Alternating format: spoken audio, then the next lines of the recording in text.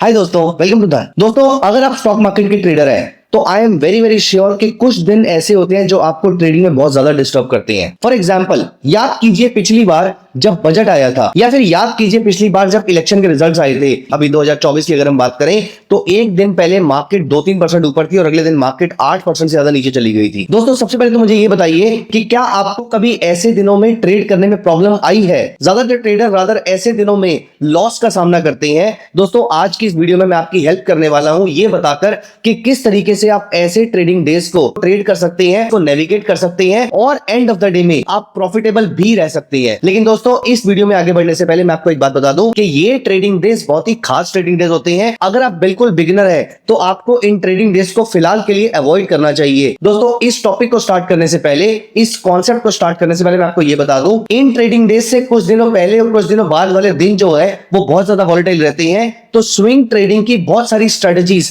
आपकी यहां पर फेल हो सकती है। लेकिन अगर आपकी पहले से कोई पोजीशन होगी इन दिनों से, तो यहां पर सबसे पहला वर्ड ऑफ कॉशन तो आपके लिए ये है कि आपको अपने लिए स्ट्रिक्ट स्टॉप लॉसेस अप्लाई करने चाहिए। तो इस वीडियो में आगे बढ़ने से पहले मैं आपके साथ ये डिस्कस करना चाहूंगा कि किस तरीके से आप लॉस मेकिंग ट्रेड्स को भी पहले यहां पर अवॉइड कर सकते हैं। तो पहले हम यहां पर रिस्क मैनेजमेंट के पॉइंट ऑफ व्यू से अपने लॉस को बचाना सीखते हैं, फिर हम second part of the video में डिस्कस करेंगे कि कैसे आप इन मूव्स को प्रॉफिटेबल भी बना सकते हो। तो दोस्तों, यहां पर इलेक्शन रिजल्ट्स के ट्रेडिंग डे को अगर हम यहां पर कैप्चर करें तो एक बड़ी प्रॉब्लम जो लोग फेस करते हैं वो ये है कि आपके प्राइस मूव कर जाते हैं इतने बड़े मार्जिन से कि आपका स्टॉप लॉस भी कैप्चर नहीं हो पाता है। दोस्तों, अगर आपने किसी स्टॉक को 100 रुपए का परचेस किया था और आपने 98 रुपीज का उस पर स्टॉप लॉस लगाया, आपने लगाया कि 98 के नीचे स्टॉक एग्जिट हो जाए अप टू 97.80, मतलब आपने उसको एक बैंड दे दिया, आपने एक एसएल ऑर्डर लगा दिया। अब प्राइसेस अगर 97.80 से 98 के बीच में आएंगे तो आपका स्टॉक ऑटोमेटिकली सेल हो जाएगा। नाउ दोस्तों, यहां पर प्रॉब्लम की शुरुआत होती है अगर ये मार्केट बहुत ज्यादा वॉलेटाइल हो जाती है और ये प्राइस बैंड आपका मार्केट में आता ही नहीं है, तो आपको लगता है कि आपको लॉस बहुत बड़ा हो जाएगा। दोस्तों, यहां पर ऐसे इवेंट डेज को ट्रेड करने का सबसे पहला रूल कहता है कि आपको अपने पैसे को बचाना चाहिए और यहां पर आपको स्टॉप लॉस लिमिट की जगह एक stop loss market order, basically trigger order place करना है, जहां पर आप सिर्फ एक प्राइस देंगे और उसके बाद आपका ऑर्डर ऑटोमेटिकली मार्केट ऑर्डर बन जाएगा। अब दोस्तों, यहां पर पहली रिस्क मैनेजमेंट को कैप्चर करने के बाद अब हम यहां पर चलते हैं अपने प्रॉफिट्स की तरफ। दोस्तों, यहां पर आपको एक चीज याद रखनी है, इन डेज से पहले और इन डेज के बाद मार्केट बहुत वॉलेटाइल रह सकती है, तो आपके स्विंग ट्रेड बहुत ज्यादा स्विंग शो कर सकते हैं, बहुत ज्यादा वॉलेटिलिटी से भरे हुए हो सकते हैं। और अगर आप ये सोच लेते हैं मुझे इन हाईली वॉलेटाइल डेज को ट्रेड करना है, जैसे कि मैं बजट वाले दिन डेफिनेटली इंट्राडे ट्रेडिंग करता हूं, तो ऐसे दिनों पे मैं आपको सजेस्ट करूंगा कि अगर आपको ट्रेड करना ही है तो इंट्राडे ट्रेडिंग कीजिए विद स्ट्रिक्ट स्टॉप लॉसेस। इन दिनों में आप जो कुछ भी ट्रेड करेंगे, सबसे पहली चीज आपको एक नजर हमेशा इंपॉर्टेंट इकोनॉमिक इवेंट पे रखनी है। अब दोस्तों, यहां पर याद रखनी है सबसे पहले हम किन इवेंट्स को यहां पर ट्रैक कर रहे हैं। इंपॉर्टेंट इवेंट्स कौन से हैं जो आपको ट्रैक करने चाहिए? पहला, आई वुड से इंडिया का हर साल का सबसे इंपॉर्टेंट इवेंट जो होता है that is India's union budget. दूसरा, अगर इलेक्शन के रिजल्ट्स आ रहे हैं, स्पेशली इंडिया में लोकसभा इलेक्शन के रिजल्ट्स आ रहे हैं, this will be very very volatile day. कुछ छोटे डेज भी ऐसे होते हैं जहां पर कम वॉलेटिलिटी लेकिन नॉर्मल डे से ज्यादा वॉलेटिलिटी रहती है। फॉर एग्जाम्पल, अगर एक रात पहले फेडरल रिजर्व ने अपनी मॉनेटरी पॉलिसी डिक्लेयर करी है, इस दिन पे आपकी निफ्टी या ब्रॉडली सारे इंडेक्स वॉलेटाइल रह सकते हैं। दूसरा, अगर एक शाम पहले या यूएस का इन्फ्लेशन डेटा आया है, ऐसे टाइम पर भी आपकी मार्केट बहुत ज्यादा वॉलेटाइल रह सकती है। तो इन वॉलेटाइल डेज को इंट्राडे में कैसे ट्रेड करना है, यहां पर हमारे लिए सर्टेनिटी, श्योरिटी या कंफर्मेशन बहुत इंपॉर्टेंट टर्म्स हो जाती हैं। इसलिए ऑलवेज मेक श्योर कि आप कभी भी इन दिनों को ट्रेड कीजिए तो बिना कंफर्मेशन के ट्रेड नहीं कीजिए। मैं आपको लेकर चलता हूं कि मैंने इस दिन को किस तरीके से ट्रेड किया होगा, मैं आपको सारी चीजें यहां पर डिस्कस करता हूं। दोस्तों, यहां पर आगे बढ़ने से पहले आपको बता दूं that there is a difference between a breakout and a fake out. Fake out क्या होता है, आप यहां पर नोटिस कीजिए, मैंने यहां पर 5 मिनट्स का एक चार्ट लगाया है और आप अगर यहां पर नोटिस करें, आप अगर यहां पर ध्यान दें तो इस पीरियड में मार्केट जो है वो थोड़ी सी साइडवेज रही थी। तो ये मार्केट ने लोअर लेवल पर एक सपोर्ट बनाया था। तो इस पूरे पीरियड में अगर आप नोटिस करें तो मार्केट ब्रॉडली साइडवेज रही थी। यहां पर आप ध्यान दीजिए, इस जगह पर मार्केट ने एक मेजर सपोर्ट बनाया था और इस जगह पर मार्केट एक रेजिस्टेंस बनाने की कोशिश कर रही थी, लेकिन all of a sudden market में यहां पर एक शार्प अप मूव आता है और उसके बाद मार्केट वापस एक रेंज में फंस जाती है। दोस्तों, let me tell you, even though this is a random stock which I have picked and this is a random day which I am checking, लेकिन मैं आपको सिर्फ कॉन्सेप्ट समझा रहा हूं दोस्तों। This is called a fake out और this is called a false breakout and this is called a true breakout, जहां पर आप अच्छा रिटर्न यहां से जनरेट कर सकते थे। तो दोस्तों ट्रू ब्रेकआउट और फॉल्स ब्रेकआउट में क्या डिफरेंस होता है? फॉल्स ब्रेकआउट में मार्केट ऊपर जाती है और वापस नीचे आ जाती है, लेकिन ट्रू ब्रेकआउट के अंदर, और हम इस ट्रू ब्रेकआउट को कैच कैसे करते हैं ध्यान दीजिएगा यहां पर दोस्तों। यहां पर नोटिस कीजिए, अगर हमें किसी भी ब्रेकआउट रेंज के ऊपर जाकर एक clear cut higher high higher low मिलता है, यहां पर अगर नोटिस कीजिए एक किसी भी पर्टिकुलर रेंज के ऊपर अगर मुझे यहां पर हायर हाई हायर लो मिलता है, then this is called a true breakout. यहां पर नोटिस कीजिए 421 के लेवल पर एक्साइड ने मुझे बाई सिग्नल दिया, 420 का ₹1 का मेरा स्टॉप लॉस था और ऊपर 425 अप्रोक्सीमेटली ₹4 का मुझे टारगेट दिया। मतलब 1:4 के आसपास का या 1:3 एटलीस्ट 3 के आसपास का मुझे यहां पर टारगेट देखने को मिलता है। अगर आप अपने ब्रेकआउट में इस छोटे कॉन्सेप्ट को ऐड कर लीजिए, तो अगर आप इस छोटी सी चीज को याद कर लेंगे तो यहां से आपके फेक आउट्स बहुत सारे अवॉइड किए जा सकते हैं और ऐसे वोलेटाइल डेज पे छोटे छोटे वोलेटाइल मूव्स को आप अवॉइड कर देंगे और सिर्फ बढ़िया मूव्स को आप कैच कर पाएंगे, पहली चीज।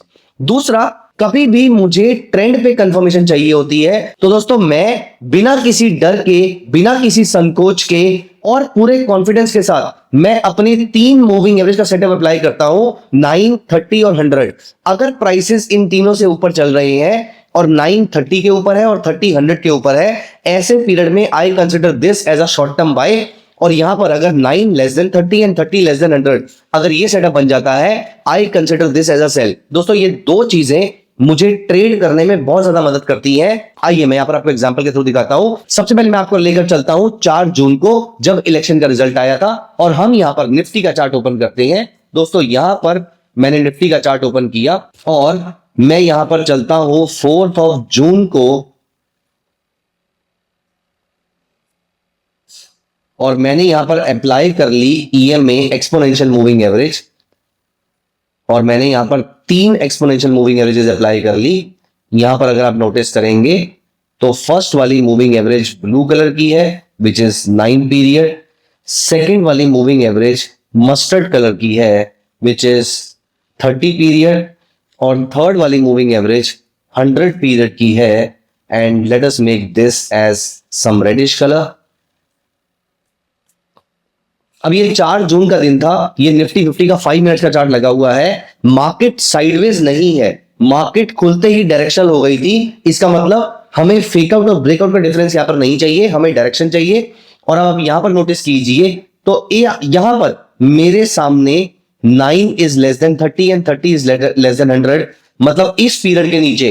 और अगर मैं थोड़ा सा बफर ऐड कर लूं तो आज के स्विंग लो के नीचे, जो कि 9:30 में बना था, इसके नीचे मेरा सेल करना बनता है। अब यहां पर निफ्टी देखिए, निफ्टी चल रही है 22,418 और उसके बाद अप्रोक्सीमेटली दोपहर को 1 बजे तक निफ्टी आ जाती है 21,284 अप्रोक्सीमेटली। अगर आप यहां पर नोटिस कीजिए, इस लेवल से इस लेवल तक आपको 5% का मूव मिलता है। दोस्तों of course her volatile day पे 5% का मूव नहीं मिलता है, ये तो एक एक्स्ट्राऑर्डिनरी डे था। लेकिन मैं आपको बताना क्या चाहता हूं कि अगर मार्केट साइडवेज चल रही हो तो ब्रेकआउट और फेकआउट का जो डिफरेंस है वो आपको ध्यान में रखना चाहिए। और कभी भी इस रेंज के ऊपर market higher high higher low बनाती है तो यहां से मार्केट के ऊपर जाने की प्रोबेबिलिटी बहुत ज्यादा बढ़ जाती है, और इस रेंज के नीचे अगर मार्केट लोअर लो लोअर हाई बनाती है तो यहां से मार्केट के नीचे जाने के चांसेस बहुत ज्यादा बढ़ जाते हैं। ये रूल ऑफ थंब आप यूज कर सकते हैं।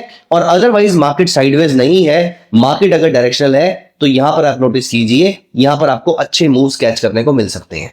मैं आपको पिछले बजट डे पर भी लेकर चलता हूं which was 23rd of July, जो भी इंटरिम बजट के बाद फाइनल बजट आया था इलेक्शन के रिजल्ट्स के बाद।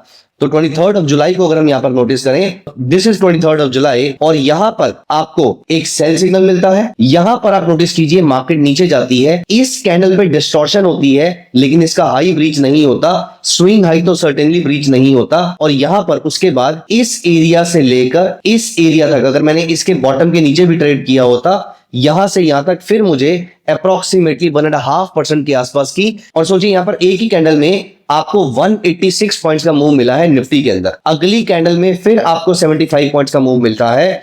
अगली कैंडल में फिर आपको 66 पॉइंट्स का मूव मिला है। ये 3 कैंडल आपके मूव को इंक्रीज करके 2% के आसपास कर देते हैं। और अगर आपको यहां पर लग रहा है कि ये मार्केट कल से साइडवेज चल रही थी, तो नोटिस कीजिए गाइस, जैसे ही इस रेंज के बियॉन्ड इसने लोअर लो लोअर हाई फॉर्म किया, यहां से हमें एक स्ट्रॉन्ग डाउनसाइड देखने को मिली। तो दोस्तों ये 2 थंब रूल्स, आप चाहे इसको 1 मिनट चार्ट पे यूज कर सकते हैं, चाहे इसको 5 मिनट चार्ट पे यूज कर सकते हैं, लेकिन अगर आप इन 2 थंब रूल्स को याद रखेंगे तो आपके लिए वॉलेटाइल डेज पे डायरेक्शन फाइंड आउट करना कोई रॉकेट साइंस नहीं रह जाएगा। आप आराम से इसको नेविगेट कर पाएंगे। दोस्तों अगली बार कभी भी वॉलेटाइल मूव आता है, कभी भी वॉलेटाइल डे आता है, जो कि आता रहे, और ज्यादातर केसेस में ये दिन एक्सपेक्टेड होते हैं। दोस्तों वॉलेटाइल डेज पे ये स्ट्रेटेजी आपके बहुत काम आ सकती है। तो अगले वॉलेटाइल डे पर आप इस स्ट्रेटेजी को ट्रैक कर सकते हैं, और अगर आप कॉन्फिडेंट फील करते हैं तो उसके अगले वॉलेटाइल डे पे आप इसको यूज करना स्टार्ट कर सकते हैं। तो दोस्तों कैसी लगी आपको दोनों स्ट्रेटेजीज, मुझे कमेंट्स में जरूर बताइएगा। I will be happy hearing your questions. Thank you so much guys, bye bye, take care.